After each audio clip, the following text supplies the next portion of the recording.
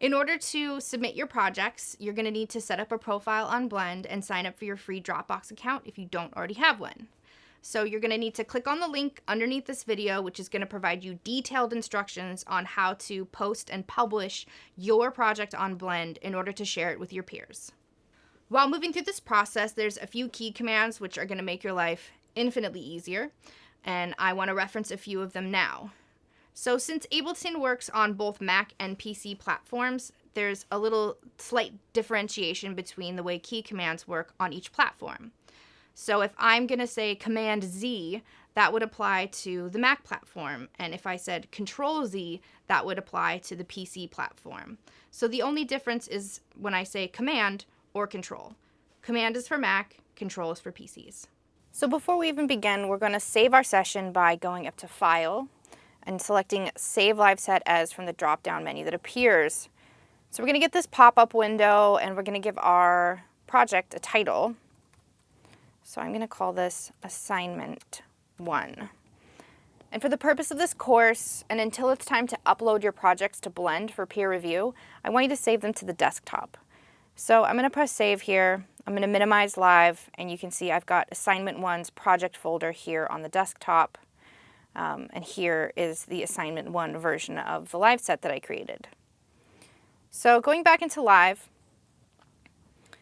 anytime I do something now, if I adjust a fader or unselect a track, I have the option of saving the live set or saving it as, which would make a new version of this. So I'm pretty much always just going to want to continue saving as I do more work. But just to give you an example, I'll change a few things here. Going back up to File, saving the live set as Assignment 1.2, making sure that it's being saved into the proper folder where the other session lives. And so now when I go back to the Finder, we're going to see assignment1.als and assignment1.2.als.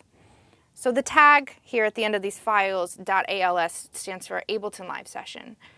So you can see we've got two versions, but they're living inside of the same project, so we're not really duplicating anything. We're just kind of giving two different maps of how the session could go.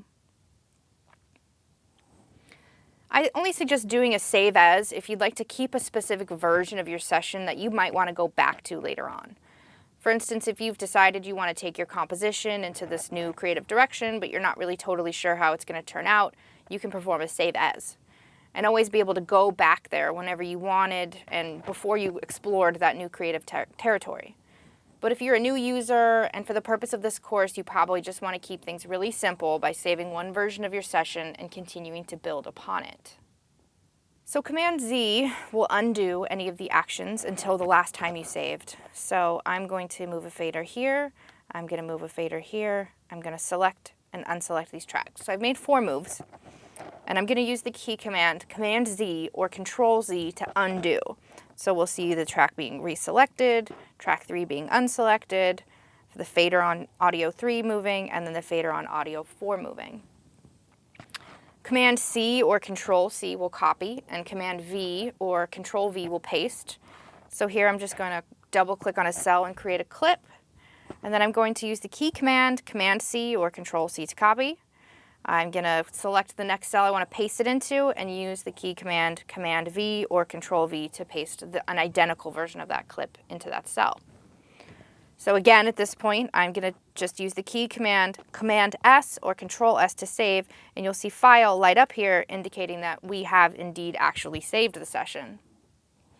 So many of these key commands may already be really familiar to you, and if you're not familiar with them, they have the same functionality in lots of other applications like Gmail and Word, so they're going to be useful to you across multiple platforms.